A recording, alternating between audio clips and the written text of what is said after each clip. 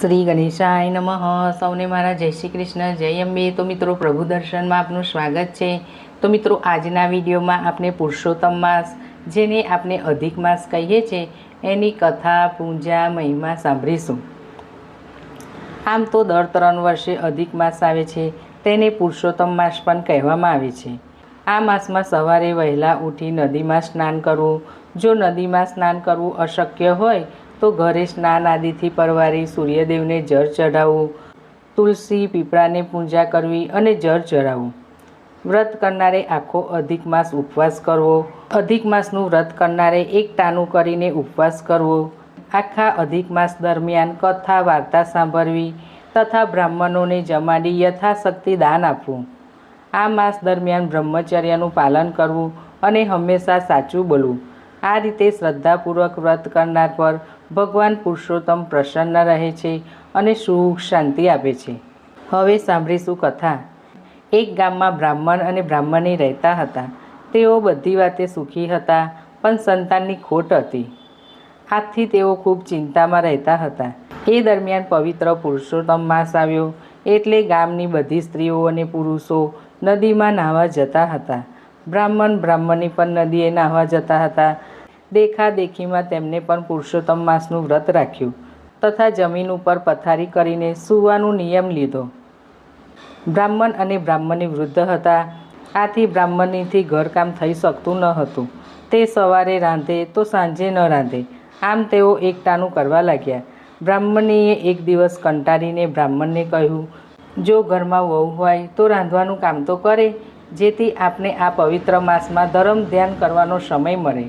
આ સાંભળી બ્રાહ્મણ બોલ્યો, છોકરો હોય તો વહુ આવે ને, આપને છોકરો જ ક્યાં છે? જવાબમાં બ્રાહ્મણીએ કહ્યું, વહુ લાવવામાં વળી છોકરાની શી જરૂર પડે?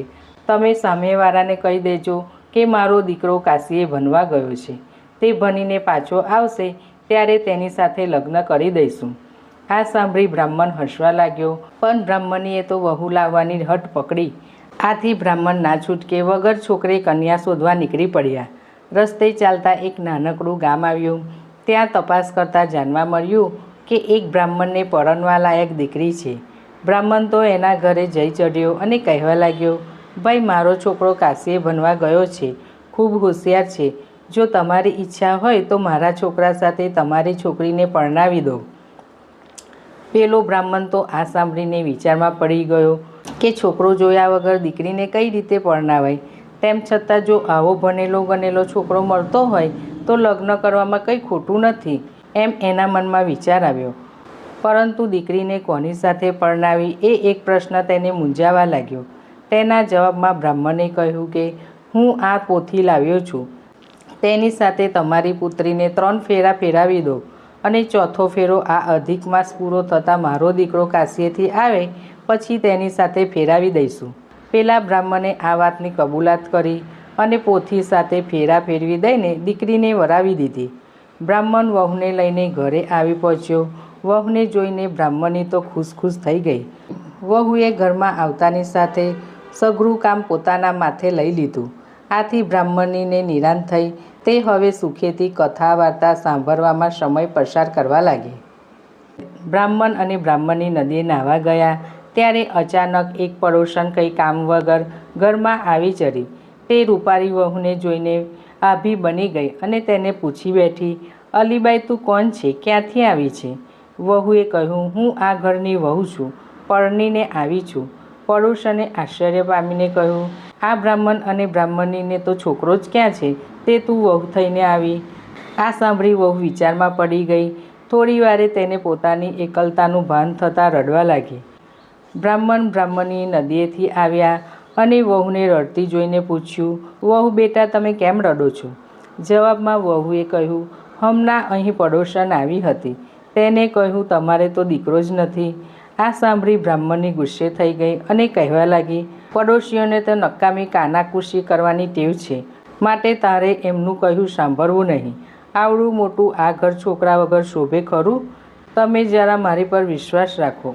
મારો દીકરો અધિક માસ પૂરો થતાં ભણી ગણીને કાશીએથી આવી જશે. ત્યાં સુધી આ 7 ઓરડાની ચાવીઓ તમે સંભાળો, એમ સાસુએ કહ્યું અને ચાવીઓ આપી. દરેક ઓરડામાં ખાવા પીવાની, પહેરવાની, ઓઢવાની ચીજો ભરેલી છે. પણ એટલું યાદ રાખજો, ભૂલે ચૂકે 7મો ઓરડો ઉઘાડશો નહીં. બ્રાહ્મણીએ 7મા ઓરડામાં પુરુષોત્તમ ભગવાનનું સ્થાપન કરેલું હોવાથી વહુને એ ઓરડામાં ઉઘાડવાની ના પાડી હતી. પરંતુ કુતૂહલવશ વહુએ એ ઓરડો ઉઘાડીને જોયું તો અંદર એક દિવ્ય પુરુષ ધ્યાનમગ્ન અવસ્થામાં બેઠા હતા. દરવાજો ખુલવાના અવાજથી તેની આંખ ખુલી ગઈ. તેને વહુને ઓરડામાં આવેલી જોઈને કહ્યું, તમે તરત જ દરવાજો બંધ કરી દો, નહીંતર મારા માતા પિતાના વ્રતમાં અને મારા અભ્યાસમાં ખલેલ પડશે. અત્યારે હું શાસ્ત્રોનો મુખપાઠ કરી રહ્યો છું અને હા, જ્યારે વ્રત પૂરું થશે ત્યારે આપણે ચોથો ફેરો ફરીશું. વહુ તો આ સાંભળી રાજીના રેડ થઈ ગઈ. તેને 7મો ઓરડો ઉઘાડ્યો હતો તેવું સાસુને જાણ પણ થવા દીધી નહીં.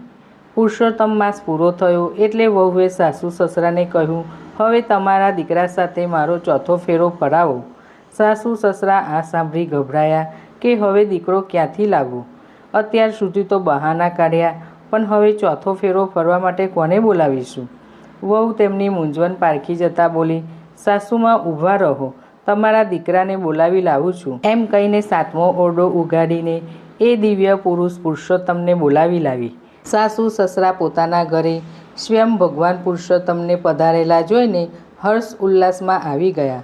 આખરે પ્રભુએ તેમની લાજ રાખી. ત્યાર પછી ભગવાન પુરુષોત્તમ સાથે વહુનો ચોથો ફેરો ફરાવીને પૂરો કર્યો. પરણીને પતિ પત્ની બ્રાહ્મણ અને બ્રાહ્મણીને પગે લાગ્યા. એ વખતે તેમની આંખમાં હર્ષના આંસુ આવી ગયા, કારણ કે આજે પ્રભુએ તેમની લાજ રાખી હતી.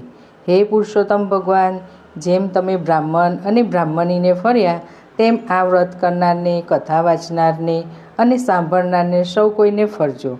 બોલો શ્રી પુરુષોત્તમ ભગવાનની જય.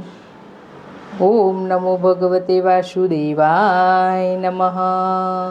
તો મિત્રો, તમને આ મારો વિડીયો પસંદ આવ્યો હોય તો લાઈક શેર જરૂર કરજો. સૌને મારા જય શ્રી કૃષ્ણ.